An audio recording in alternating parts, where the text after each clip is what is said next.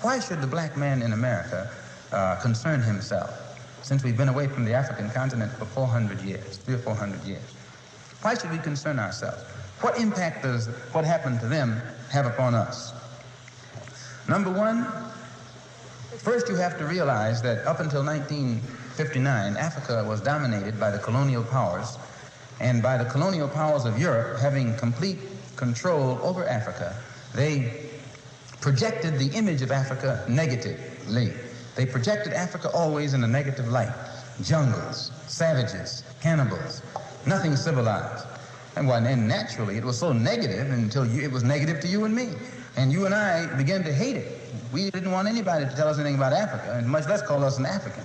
And in hating Africa and hating the African, we ended up even hating ourselves without even realizing it. Because you can't hate the roots of a tree and not hate the tree. You can't hate your origin and not end up hating yourself. You can't hate Africa and not hate yourself. And you show me one of these people over here who have been thoroughly brainwashed, who has a negative attitude toward Africa, and I'll show you one that has a negative attitude toward himself. You can't have a negative attitude toward yourself, a positive attitude toward yourself, and a negative attitude toward Africa at the same time. To the same degree that your attitude, that your understanding of an attitude toward Africa becomes positive, you'll find that your understanding of and your attitude toward yourself will also become positive. And this is what the white man knows.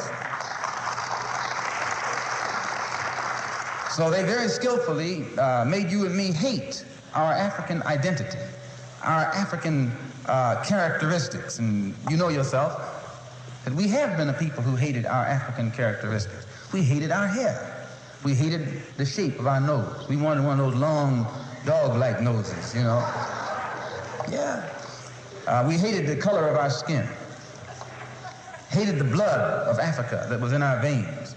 And in hating our features and our skin and our blood, why we had to end up hating ourselves. And we hated ourselves. Our color became to us a chain. We felt that it was holding us back. Our color became to us like a prison, which we felt was keeping us confined, not letting us go this way or that way. And we felt that all of these restrictions were based solely upon our color, and the psychological reaction to that would have to be that as long as we felt imprisoned or chained or trapped by black skin, black features, and black blood, that skin and those features and that blood that was holding us back automatically had to become hateful to us. And it became hateful to us.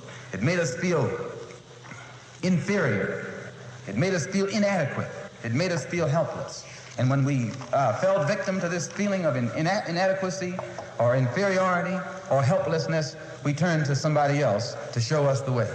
We didn't have confidence in another black man to show us the way, or black people to show us the way. In those days, we didn't. We didn't think a black man could do anything but play some horn, you know, some sound, and make you happy with some songs, and in that way. But in serious things, where our food, clothing, and shelter was concerned, and our education was concerned, we turned to the man. We never thought in terms of bringing these things into existence for ourselves. We never thought in terms of doing things for ourselves because we felt helpless. And what made us feel helpless was our hatred for ourselves. One of the things that made the black Muslim movement grow was its emphasis upon things African.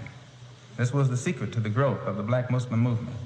African blood, African origin, African culture, African ties. And you'd be surprised. We discovered that deep within the subconscious of the black man in this country, he's still more African than he is American. He thinks that he's more American than African because the man is jiving him and the man is brainwashing him every day, telling him, you're an American, you're an American. Man, how could you think you're an American and you have never had any kind of American treat over here? You have never. 10 men can be sitting at a table eating, you know, dining. And I can come and sit down where they're dining. They're dining. I got a plate in front of me, but nothing is on it. Because all of us are sitting at the same table, are all of us diners? I'm not a diner until you let me dine. Then I become a diner. Just being at the table with others who are dining doesn't make me a diner. And this is what you got to get in your head here in this country. Just because you're in this country doesn't make you an American. And no, you got to go farther than that before you can become an American. You got to enjoy the fruits of Americanism. And you haven't enjoyed those fruits. You've enjoyed the thorns. You've enjoyed the thistles, but you have not enjoyed the fruits. No, sir. So I point these things out, brothers and sisters, so that you and I will know the importance in 1965 of being in complete unity with each other, harmony with each other, and not letting the man maneuver us into fighting one another. I say that again, that I'm not a racist. I don't believe in any form of segregation or anything like that. I'm for the brotherhood of everybody, but I don't believe in forcing brotherhood upon people who don't want it. As long as we practice brotherhood among ourselves, and then others who want to practice brotherhood with us, we practice it with them also. We're for that. But I don't think that we should run around trying to love somebody who doesn't love us. Thank you.